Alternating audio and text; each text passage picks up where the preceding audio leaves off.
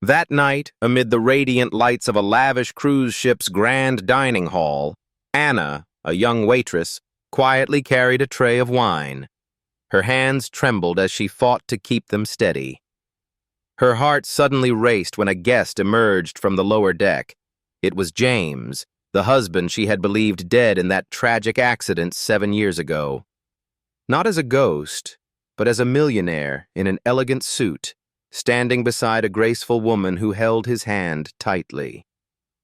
Anna tried to suppress her emotions, but that gaze, that voice, could not be mistaken. He was alive. Yet why hadn't he returned? Why did he now appear as a complete stranger?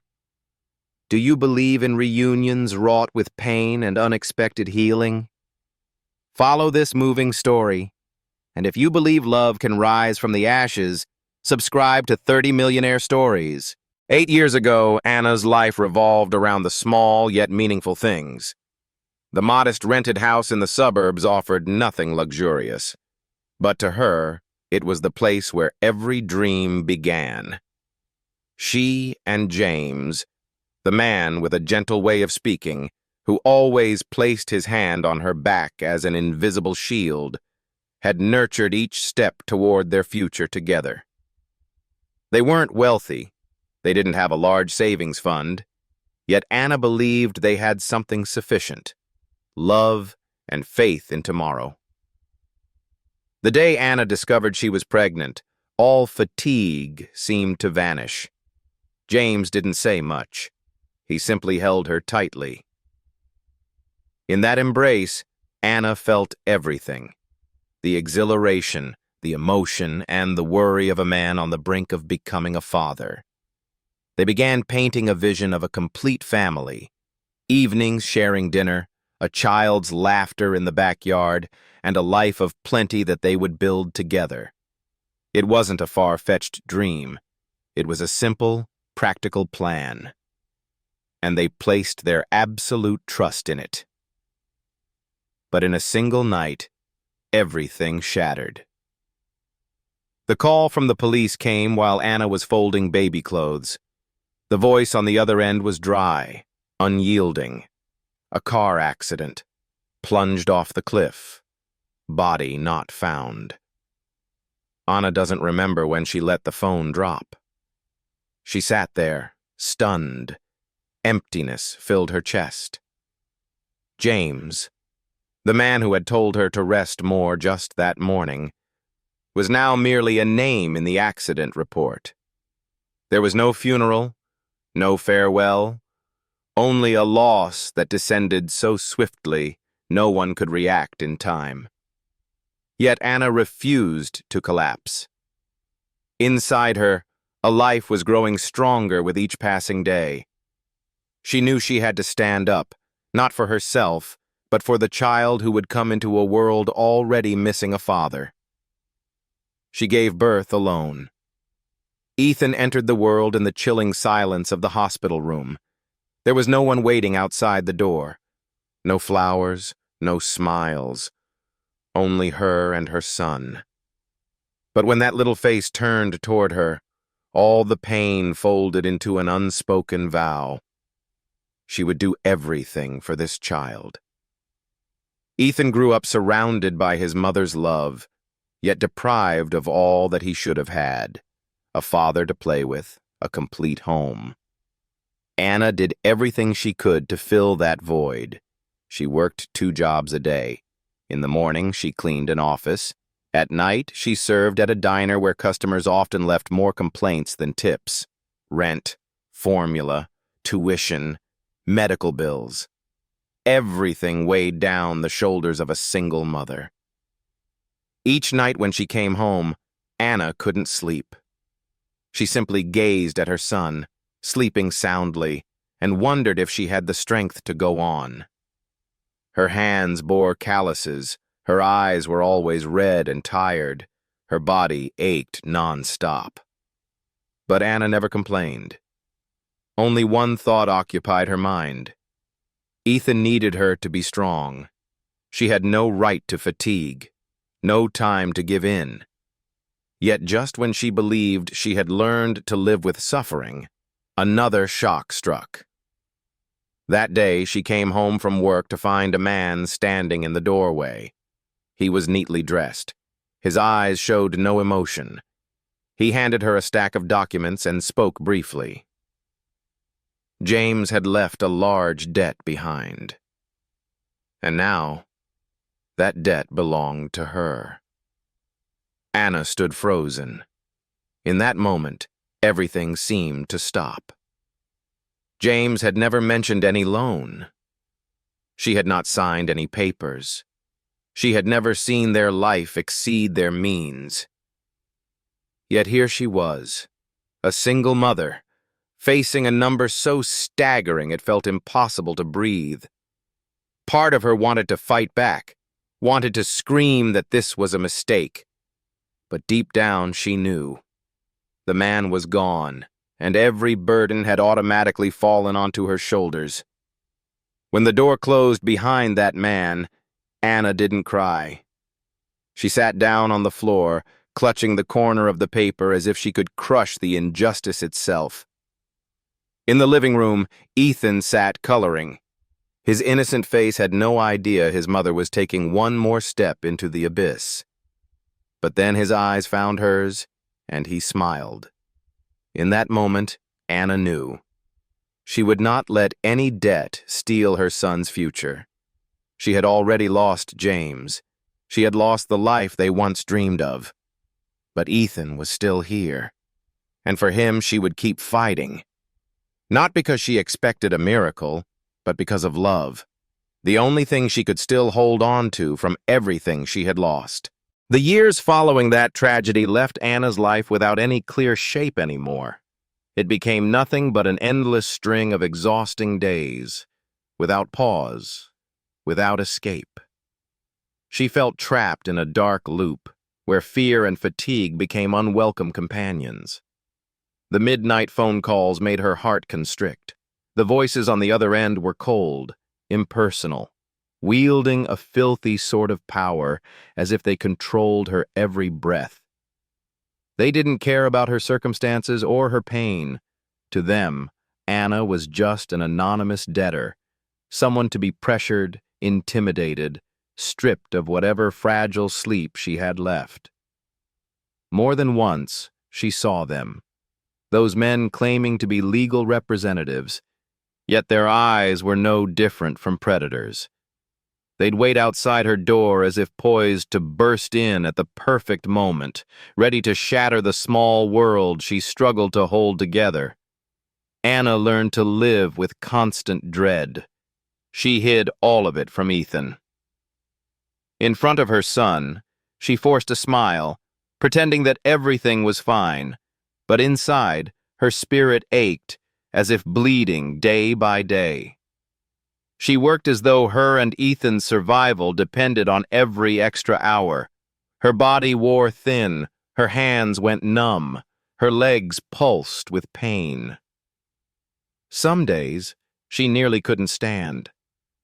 But at the sound of Ethan's laughter, or catching sight of him asleep in his blankets, her heart tightened once more. Not from pain, but from willpower. She could not afford to fall. She was not allowed to collapse. Ethan was the only reason she kept going. He knew nothing of the staggering numbers hanging over her head. To him, his mother was always the best storyteller, the one who made the most delicious sandwiches, the person who stayed by his side whenever he dreamed nightmares. He didn't know that it was his bright, innocent smile that kept his mother from plummeting into the abyss. But even that small joy faded in the face of grim reality. Anna felt like a shadow, existing, moving, but not truly living. She couldn't offer Ethan anything except love, no decent home, no clear future. And behind that love lay a growing fear that one day the collectors would go beyond threats. They would reach for the child who was her entire world. That night, she collapsed. It was a late shift like any other. The diner's lights burned bright, but they couldn't soothe the exhaustion settled in every fiber of her. She gripped the mop, her steps unsteady, and then everything went black. When she awakened in the hospital, the doctor's gaze was sterner than any words.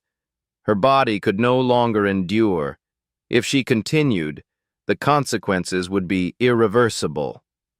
But Anna sat there in stunned silence. Rest? Who would pay the rent?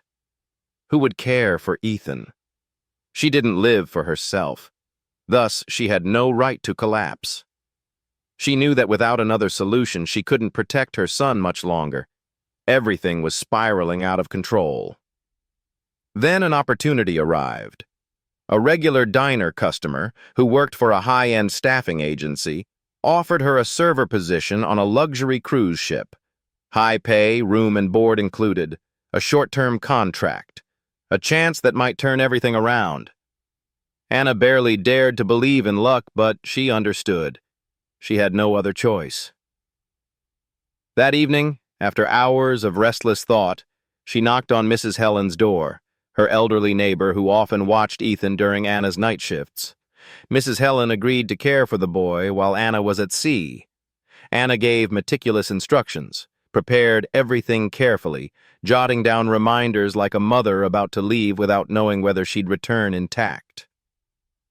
On the day she boarded, she carried little, only a few outfits, a small photo of Ethan, and a folder of medical records. But the heaviest burden was the worry in her chest. The cruise ship was magnificent, worlds apart from the life she'd known. Everything shone, immaculate and proper to the point of making her feel out of place. Yet she hadn't come to admire it. She came to fight. Fight the debt. Fight the adversity. Fight the fear that had pursued her for years. Standing on the deck, the wind couldn't calm the storm of thoughts in her mind. She knew that if she did this job well, if she saved enough, she could start over. A new path was opening. But deep in her chest, Anna couldn't shake a strange premonition. Not fear of failure, but the fact that, for the first time in years, she had a glimmer of hope, and that sometimes was scarier than despair. During the first days on the cruise ship, Anna could barely feel the passage of time. Each shift stretched on for hours in an oppressively luxurious atmosphere, yet she refused to allow herself to slow down. Her legs ached from constant movement. Her hands were swollen and red from carrying trays and cleaning without rest. But Anna gritted her teeth and endured. In her mind, the image of Ethan was always present, and the cold figures of the debt still hanging over her head. She had not come here seeking pleasure. She had come to fight. For her son. For freedom. For survival. She did not socialize with anyone. The other servers occasionally chatted with one another, exchanging knowing glances, and sometimes whispering behind guests' backs. But Anna kept to herself, not out of arrogance, but because she had no energy to spare for anything beyond her work. The wealthy passengers strode through the banquet hall as though they lived on another planet, one where bills, debts, and tears did not exist. She avoided their gazes, bowed her head appropriately, responded according to protocol, and made herself an invisible shadow amid that splendor. Until the fifth day, when she entered the grand dining room, carrying a tray of glittering wine glasses, Anna never imagined that a single glance could cause her entire world to collapse.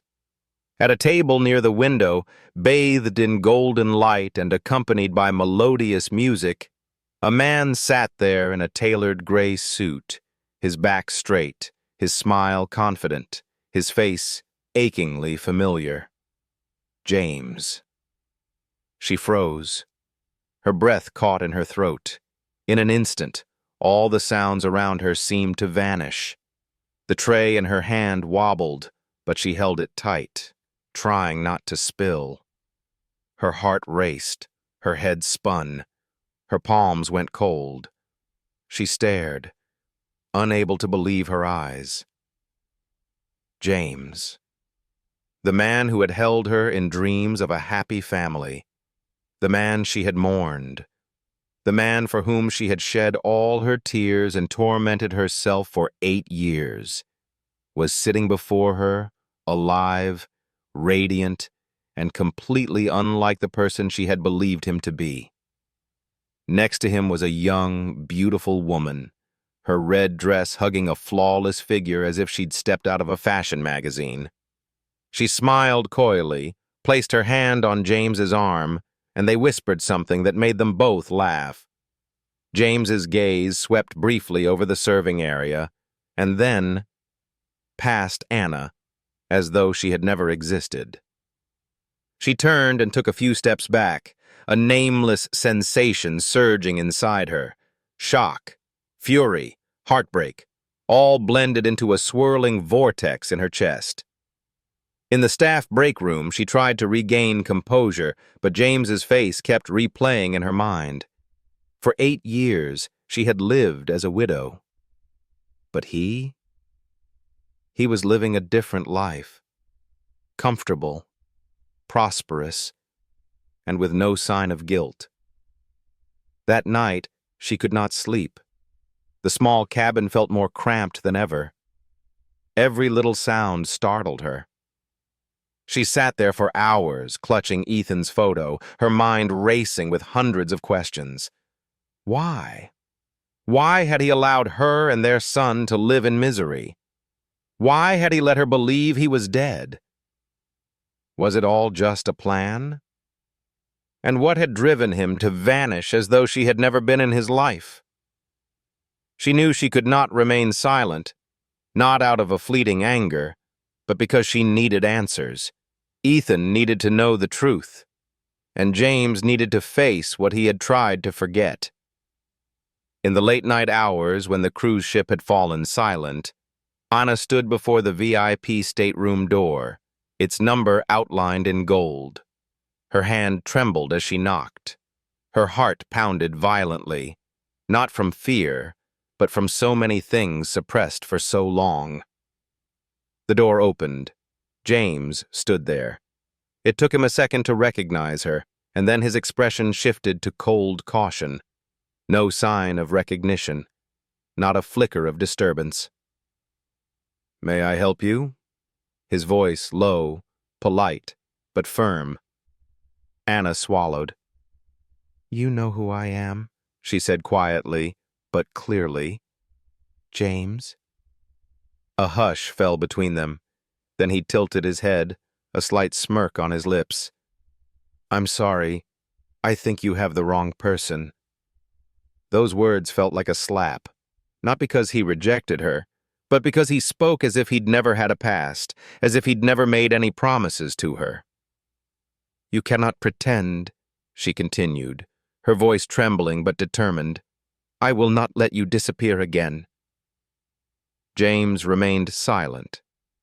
Then he lifted his phone, not to threaten, but simply said, "I'll call security if you do not leave." Anna stood motionless for a moment, then turned away.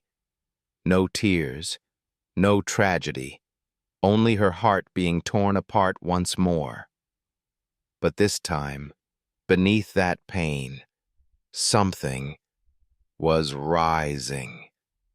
No more doubt, no more hope, only the truth and resolve. James had chosen his path, and she would choose hers, and she would not let him escape. The following days passed like an endless haze. Anna still moved, still worked, but everything unfolded as if in a warped dream where reality had lost all order.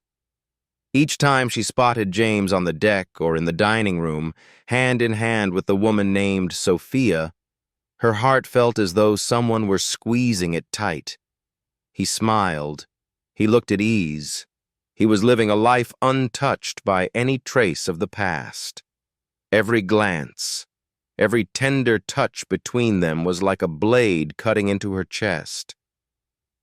Yet amid those moments of searing pain, something within Anna began to shift.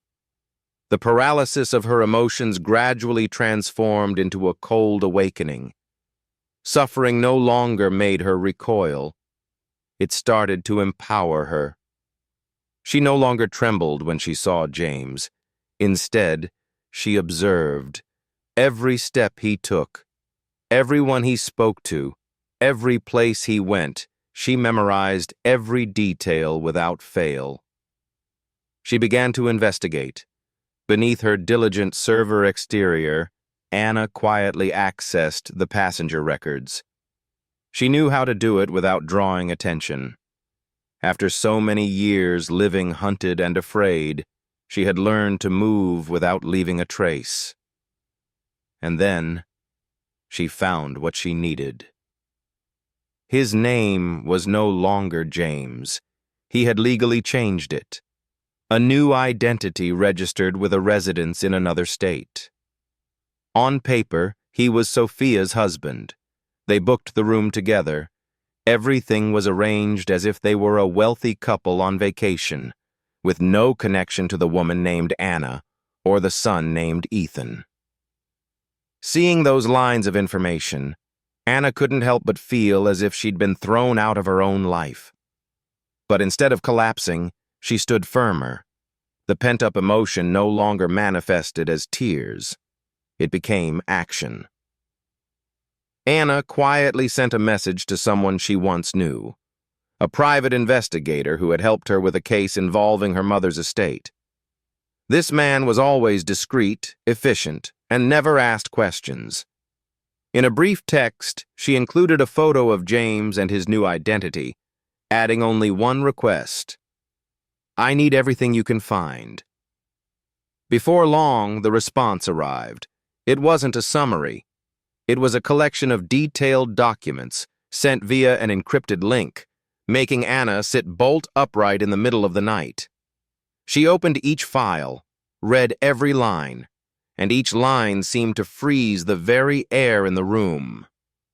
James had not only faked his death, he had a plan.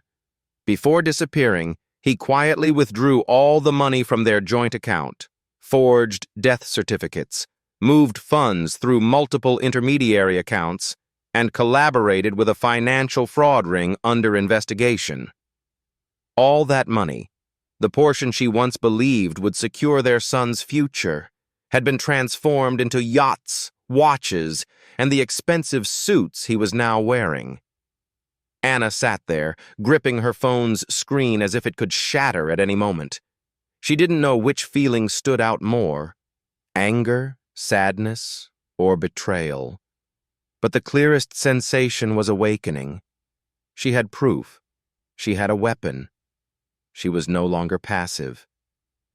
Yet possessing the truth did not make anything safer. She understood the world she faced. The debt collectors cared nothing for morality. If this matter wasn't handled carefully, they could turn on her and Ethan, using those very documents to exert pressure. She needed a bold move, and she needed it now. After hours of deliberation, Anna made a call, not to the police, but to the very person who had once threatened her. It was a gamble she wouldn't have dared if she hadn't been backed into a corner. Her voice, when she spoke, still trembled slightly, but it was the tremor of someone fully prepared. She did not beg. She did not make a weak plea. She stated her case. She spoke about James, about his true identity, about what he had done, about the concrete evidence. She concealed nothing. Every detail was laid out like a complete indictment. She pledged to hand over all the data, account lists, his current location, everything. In return, she wanted a single thing: the cancellation of her debt, and most importantly, protection for Ethan. Silence reigned on the other end of the line for a long moment. There was no sigh, no tapping of fingers, just emptiness. Then a voice spoke, slow, emotionless. "If you're lying to me, you will regret it." Anna hung up. Her heart pounded as though it would burst from her chest. But she no longer trembled. There was no room for fear. She had placed her bet. And this time it was not to flee, but to finish it once and for all. That night, Anna sat silently in the small room. The weak glow from the bedside lamp could not dispel the tension enveloping her. She had sent all the documents, the irrefutable evidence, to the creditors. Along with that went the detailed information. James's location, the cabin he occupied, his itinerary on this cruise ship, and even the new identity he was using. Everything was in place. A knot had been tightly wound. Now she could only wait to see whether that knot would tighten around the one who had abandoned her and their son, or snap back to ensnare her once again. She lay on the bed, eyes wide open in the darkness. Her body was exhausted from fatigue, yet her mind refused to let her sleep. Each heartbeat served as a reminder that everything was about to change. And perhaps she could not go back anymore. The next morning, Anna donned her uniform, tied her hair neatly, and began her shift as if nothing had happened. She moved through the halls with a composed expression, carrying out each task as usual. Yet the atmosphere on the ship felt different that day. A quiet tension spread, as if everyone sensed something on the verge of exploding. By midday, while carrying a tray of glasses to the bar, she noticed a group of security officers hurrying down the corridor. They neither spoke nor signaled to each other, yet their synchronized steps and sharp eyes made her immediately understand what was happening. They were heading to the VIP area. Her heart clenched, her pulse raced as if struck by a sudden drumbeat. She set the tray down hastily, then silently followed, keeping just enough distance to remain unnoticed. When she reached the row of premium cabins, she stopped at a hidden corner where she could see clearly without being seen. The security team stood before the familiar door. They knocked once. The door opened. One of the officers stepped inside. She could not see what transpired within, but a few minutes later, James emerged, flanked by two officers. His face had lost its composure. In his eyes was a strange mix of confusion and anger, as though everything had spiraled out of his control and he could not comprehend why. When his gaze swept the corridor and landed on her, a silent moment passed between them. James recognized her, without a word or gesture needed. In that look, Anna knew he understood. He knew who had brought everything crashing down. There was no accusation spoken, no pleading. James simply continued walking, head held high as if he had never failed. But Anna understood. The head held high had nothing left to hold on to. It was all over.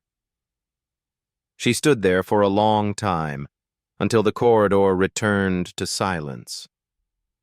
Within her was a strange sensation, not exactly satisfaction, nor joy, merely a deep relief, as if she could finally breathe without feeling an invisible hand gripping her throat. Yet that relief was incomplete. One piece remained unclear. Sophia. Her presence from the start had puzzled Anna. It could not be that this woman was innocent. Too many coincidences, too many signs suggested she was more than just a companion. Anna needed to know the truth, not for vengeance, but to close the final door. That evening, after her shift, Anna stood before the door of Sophia's cabin. She did not know exactly what to expect, yet her hand tapped lightly 3 times. The door opened. Sophia appeared, hair loose, her face registering surprise that was quickly replaced by a practiced, courteous smile, a calmness she had mastered. But Anna did not come to socialize. She looked directly into the woman's eyes, her voice even and deliberate. No harsh tone was needed to pierce that mask. She did not speak in circles. No past explanations were necessary. One sentence sufficed. She already knew. About James, about his true identity, about the deception. And Anna believed Sophia had known from the start. Sophia reacted swiftly, as if prepared. She shook her head, attempting to remain composed. But something in her eyes had shifted. A blink out of sync. A breath taken too deeply. Panic is never revealed by what is said, but by what is intentionally concealed. Anna needed no further denials. She stated that the evidence had been sent, and if Sophia was involved in any part of that fraudulent scheme, the price she would pay was only just beginning. No need to seize judgment, no need for long threats. The truth was heavy enough to strike terror in anyone. Then Anna turned away, leaving Sophia standing frozen in the doorway, her complexion pale, her hand clutching the edge of her robe. She did not call out, did not ask anything. That silence was her greatest confession. And for the first time in years, Anna walked away without looking back. When the cruise ship slowly docked, Anna stepped off with legs still aching, but something inside her felt lighter than ever. The wind no longer bit at her like before. Not because the weather had changed, but because for the first time in years, she was no longer carrying fear. Mrs. Helen was waiting at the exit. Upon seeing her, Anna gave a slight nod, saying nothing. Their eyes met in a way that spoke volumes. But when the door to the small apartment swung open, all the pent-up emotion suddenly burst forth. Ethan was playing in the living room. The boy looked up, his eyes shining, and shouted in pure joy. He ran toward her, his small arms fastening around his mother as if terrified of being lost again. Anna knelt, holding her son tight. She could not hold back tears, but this time they did not come from pain, rather from the feeling of coming home. Not coming home to a place, but coming home to herself. All the fears, the pressures, the sleepless nights caused by debt and the past had come to an end. The creditors kept their word. The debt was wiped clean. James was now facing justice. News reports of his arrest spread quickly. His name became linked to fraud and debt evasion. Images of him in handcuffs appeared in the media as an irrefutable sentence. For Anna, that was enough. He would no longer have a chance to hurt her or her son ever again. In the days that followed, Anna began to piece together the fragments of her old life. She did not wish for anything lavish. Her work remained demanding, but it was different now. Each hour she worked was no longer an escape. She worked for her future, for things truly worth living for. Every evening she sat beside Ethan, telling stories, listening to him talk about school, laughing when he laughed, and sometimes gently touching his hair, as though to remind herself that he was still here, safe, and belonged to her. One afternoon, Anna sat on a park bench, watching Ethan run and play among the other children. His laughter echoed, filling the air and filling the void within her. At that moment, she understood something profound. Strength is not in never falling, but in knowing how to rise again after being knocked down. She had survived, but more importantly, she had walked through the darkness, carrying her son, and found the light for them both. Anna's story is proof that hope endures, even in moments that seem impossible. If you feel moved by this journey, subscribe to 30 Millionaire Stories to discover more inspiring tales from across America. Share this story with friends, and leave a comment about the lesson you've learned. Together, we spread goodness and courage that never fades.